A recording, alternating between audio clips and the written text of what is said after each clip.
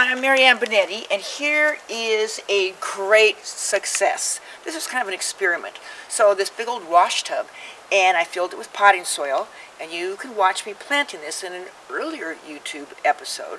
But I filled it with potting soil, and then I added daffodil bulbs that are in bloom right now, tulip bulbs that are just starting to bloom, and then way in here are these alliums, which are going to be tall, blue, round, globe-like flowers. And the experiment was, I ordered these bulbs from Color Blends, mail-order bulb company, and I forgot to plant them. And so it wasn't until January in the Pacific Northwest that I found the bulbs in my garage. But never wait. If you find bulbs, don't think, oh, I'll wait and plant them next fall. No, the bulbs will not survive over the summer without replanting. So as soon as you find forgotten bulbs, get them in the ground. I couldn't, the ground was frozen. So that's why I used potted soil and put them in this big old wash tub, which I think is great, the rusticness of the wash tub and the gorgeous daffodils.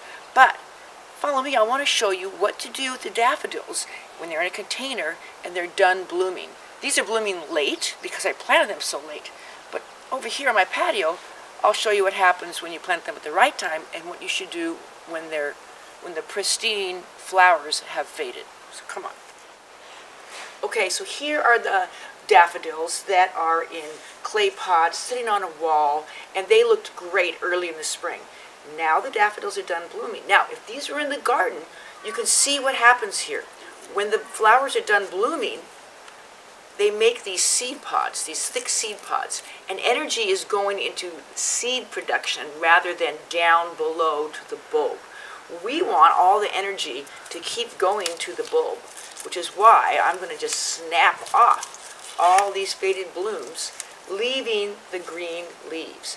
Now, it's very important, I'm going to say this again, leave these green leaves on your daffodil bulbs, leave the leaves on your tulip bulbs, because the leaves, when the flowers are done, the leaves turn yellow and make next year's blooms. So, the trick here is, I didn't really plant in these cool clay pots. I used moss to cover up the fact that I actually bought these daffodils already in plastic pots. But look at that root system. So here's what I'm going to do. I'm going to loosen up the pot. I'm going to have to pull off some of the roots. I'm going to pull these out, and I'm going to separate the daffodils. So now I have two bulbs instead of one clustered together. I'm going to put these in my wheelbarrow, and I'm going to immediately plant them into the ground, more of a more casual woodland area of my garden, and they may bloom again for me next year, or they may take a year off as they build more strength because, I just tore apart their roots, and bloom in a year or two. But I don't want to waste these bulbs, but it was really cool that they bloomed in a spot where right from my kitchen window I can look right out the window and see all of this blooming sunshine early in the spring when it was still rather crummy outdoors. So here's two bulbs I'm going to add to my wheelbarrow, and I'm going to continue removing these. And now this pot did have the bulbs in. Now I'm going to loosen this soil, add some fertilizer, a little bit more potting soil, and now these pots will become home to annuals, which will be for the patio summer color. But that's in another video. This has been Marianne Binetti, Easy Answers for Great Gardens.